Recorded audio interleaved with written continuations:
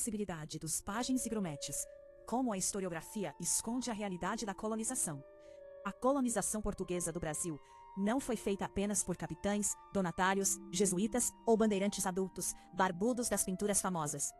Ela foi construída, em grande medida, por crianças e adolescentes pobres, os grumetes e pajens, que serviam como mão de obra barata e descartável nas caravelas e naus do século XVI e XVII.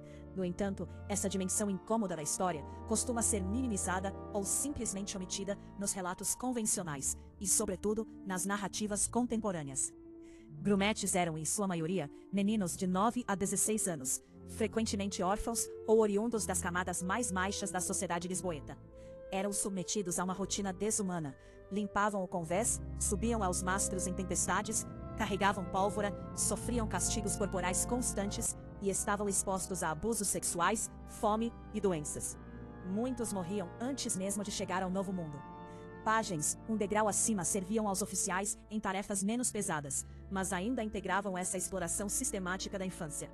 Portugal, um reino pequeno e com recursos limitados, recorria sistematicamente a essa mão de obra infantil para manter suas rotas transatlânticas. Muitos desses jovens não retornavam.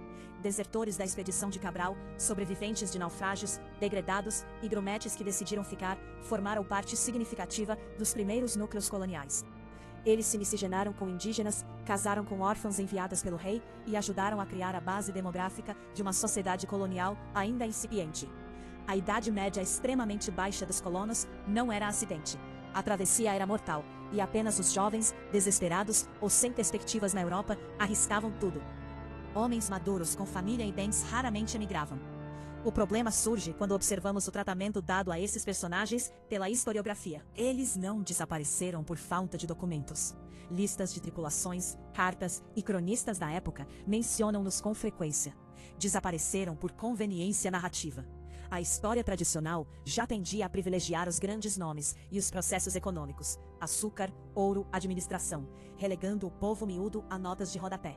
Mas a historiografia mais recente, impregnada de uma visão binária de opressores versus oprimidos, enfrenta um problema ainda maior: como enquadrar crianças e adolescentes brancos europeus pobres sendo brutalmente explorados pelo próprio sistema colonial português, dentro da narrativa racializada e simplista que predomina hoje. Contar a história desses grumetes e pajens desmonta o conforto ideológico.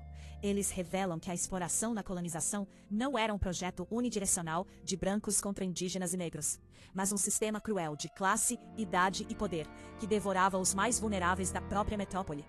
Reconhecer que parte da construção inicial do Brasil foi feita por jovens miseráveis europeus, mestiços precoces como os mamelucos e degredados, complica enormemente o quadro moral maniqueísta que muitos desejam impor. É muito mais fácil falar em genocídio colonial do pobre índio do que admitir que crianças de 12 anos morriam no mar ou eram espancadas para que o império funcionasse. Essa omissão não é neutra. É um apagamento seletivo que empobrece a compreensão histórica.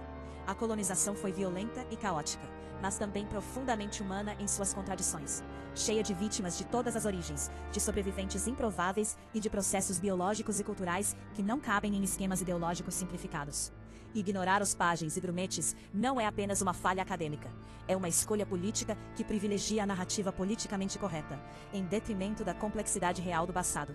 Recuperar essa história não significa romantizar a colonização, mas torná-la mais honesta, porque só quando entendemos que até os agentes do império incluíam crianças brancas exploradas, é que podemos enxergar a verdadeira brutalidade do processo, sem filtros ideológicos que servem mais ao presente do que ao passado.